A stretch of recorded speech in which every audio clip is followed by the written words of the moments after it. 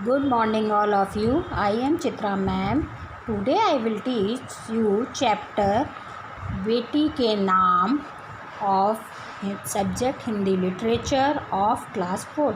बच्चों, आज अपन लोग लेसन 7 बेटी के नाम चैप्टर पढ़ेंगे। इसमें पंडित जवाहरलाल नेहरू की बेटी इंदिरा गांधी के लिए पंडित जवाहरलाल नेहरू ने अपना एक पत्र लिखा है, उसके बारे में बताया गया है कि उन्होंने इस पत्र में क्या लिखा है। इसमें पंडित जवाहरलाल नेहरू की बेटी इंदिरा गांधी को उन्होंने कब लिखा है, जब वो इलाहाबाद की नैनी जेल में पंडित जवाहरलाल नेहरू बंद थे। उस समय उन्होंने उनकी बर्थडे के इंदिरा गांधी के जन्मदिन पर बधाई देते हुए ये पत्र उन्होंने लिखा है। अब इसका आगे हम आपको बता रहे हैं कि क्या है। पार्ट 7 बेटी के नाम। नैनी जेल इलाहाबाद 26 अक्टूबर 1930। 1930 26 अक्टूबर को उन्होंने लिखा है। प्रिय इंदिरा, अपनी बेटी को कहते हुए लिखा है, जन्मदिन पर तुम्हें कई उपहार मिलते रहे हैं, शुभकामनाएं भी दी जाती रही हैं, पर मैं इस जेल में बैठा तुम्हें क्या उपहार भेज सकता हूँ। हाँ, मेरी शुभकामनाएं तो सदा तुम्हारे साथ हैं। क्योंकि जवाहरलाल नेहरू जेल में हैं, इसलिए वो इंदिरा गांधी से कह रहे हैं, मैं यहाँ से तुमको कोई गिफ्ट नहीं भेज सकता हूँ, उपहार नहीं भेज सकता हूँ, मैं इसलिए तुमको शुभकामनाएं भेज रहा हूँ। क्या तुम्हें याद है कि जॉन ऑफ आर्क की कहानी तुम्हें कितनी अच्छी लगती थी।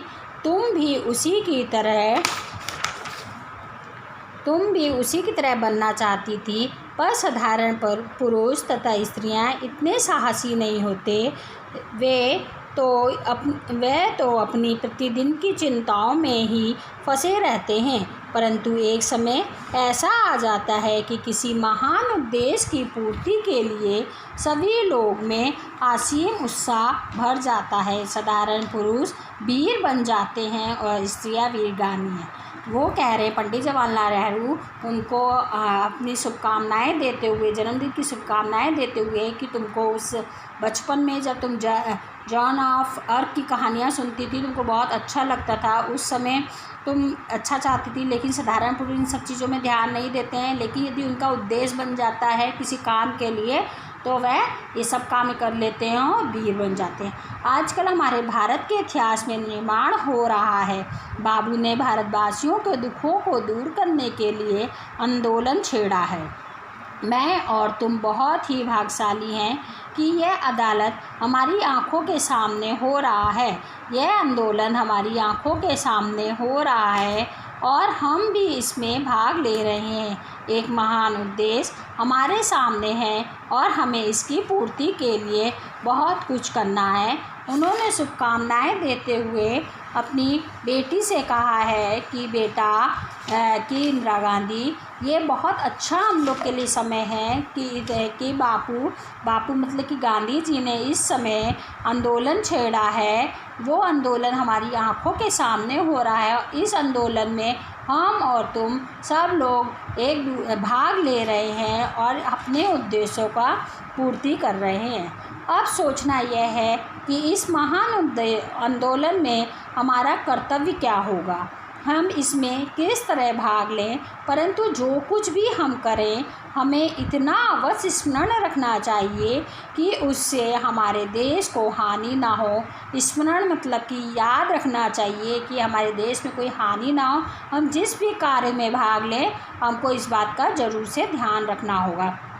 कई बार हम संदेह में भी पड़ जाते हैं कि हम क्या करें क्या ना करें। यह निश्चय करना कोई सरल कार्य नहीं है। वो कह रहे हैं कि हम इस आंदोलन में ऐसे भाग लें जो कि सब लोग हमको याद रखें, और हमें भी ये याद रखना होगा कि हमारे देश को कोई भी हानि ना हो और किसी भी तरह का कोई नुकसान ना हो और हम अपना कार्य बहुत ही सरल कार्य की तरह से कर सकें। जब भी ऐसा उलझन हो, तब सही निर्णय पर पहुंचने के लिए मैं तुम्हें एक छोटा सा उपाय बताता हूं। अब वो बता रहे हैं, जब भी तुम्हें कोई उलझन हो कि ये कार्य से कहीं ऐसा तो नहीं होगा कि देश में हानियों में जो कदम उठा रही हूँ वो सही है या गलत है, तो उसके लिए मैं तुमको एक छोटा सा उपाय बता रहा हूँ।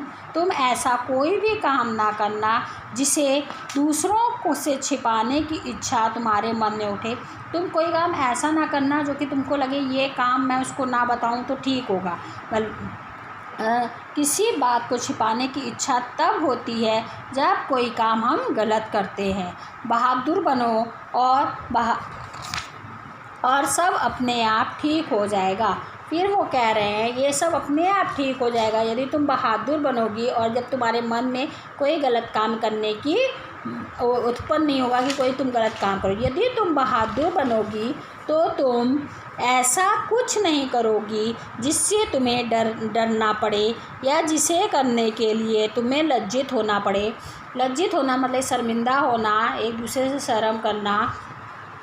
इसलिए यदि तुम कोई काम गलत नहीं करोगी, सही करोगी तो तुम अपने आप बहादुर बन जाओगी। तुमको किसी से डर नहीं लगेगा और तुमको कभी भी अपने शर्मिंदा नहीं होना पड़ेगा, लज्जित नहीं होना पड़ेगा। तुम्हें यह तो मालूम ही है कि बापू के नेतृत्व में स्वतंत्रता का भी आंदोलन चलाया जा रहा है। तुमको ये बात मालूम है कि महात्मा गांधी ने स्वतंत्रता का आंदोलन चलाया है। उसमें छापने योग कुछ भी नहीं है कि कोई भी इंसान कुछ भी छिपा सके, कुछ भी गलत करे, ऐसा कुछ भी नहीं है। सभी काम सबके सामने और सामूहिक रूप से किए जा रहे हैं कि ये आंदोलन क्यों किया जा रहा है, इससे हमको क्या होगा, ये सब सबके सामने किया जा रहा है। अच्छा बेटी अब विदा। अब वो पत्र बंद कर रहे हैं तो अपनी बेटी से कह रहे हैं अच्छा बेटी अब विदा। भारत की सेवा के लिए तुम्हारा वीरगान बनो। तो मतलब कि आगे बढ़ो, निडर होके भारत के हर काम में, आंदोलन में साथ दो। यह मेरी शुभकामना है। तुम्हारा पिता जवाहरलाल। Thank you everyone.